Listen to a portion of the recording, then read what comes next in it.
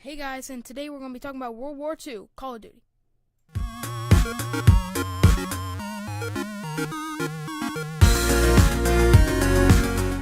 Now, when Call of Duty World War II first released, it was probably going to be one of my favorite games besides Call of Duty Ghosts which won't be replaced. You know, Call of Duty Ghosts is my favorite game. Now, Call of Duty World War II is probably most about the hype of the Nazi zombies and its first map. By the way, if you finish the first map, you unlock the second map, which is a really small house that gives you a random perk thing, kind of like that one machine from Black Ops 3. And what I'm probably hyped about is multiplayer, because then once Call of Duty World War II first was announced, I told myself I'm either going to be an MP40 gun, an MP40 guy, a trencher guy, or a trench gun guy. Now, I know those two, trencher and trench gun, sound the same, but they're actually two different things. The trencher is a submachine gun, which you can also use in Infinite Warfare, which, by the way, it's Prestige 2 in Call of Duty Infinite Warfare, because of me. I'm a big fan of the trencher. And the trench gun is a pump-action shotgun you get at the beginning of the game. Now, I'm going to tell you a little tip. So, if you're more of a slow fire rate guy, you're going to be dealing more damage. But if you're a high fire rate guy, then you gotta freaking aimbot them, or at least have good accuracy. Because the faster your gun is, the lower the damage is, but the slower the gun is, the faster, the bigger the damage is. So it goes from damage from trench gun, trench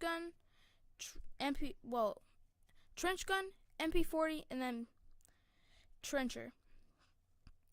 But from a fire rate, it's going to be trencher, MP40, or trench gun. Now, what I'm probably going to be mostly playing is hardcore team deathmatch, because it's more realistic. Your ammo doesn't show, the minimap doesn't show unless you have a UAV, and it's just more realistic. Plus, you don't have any crosshairs, so it might as well get that red dot sight on.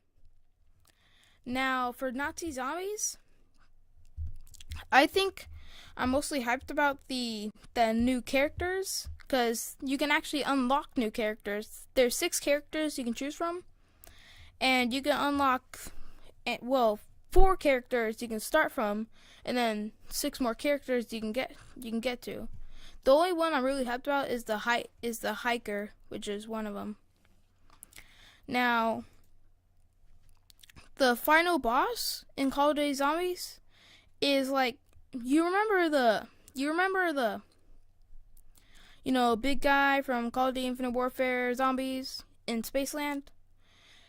Well, he's kind of like that, except he has 6 zombies for a mouth, and he has a bunch of zombie body parts with one of the characters you can choose from inside him. Now, the campaign,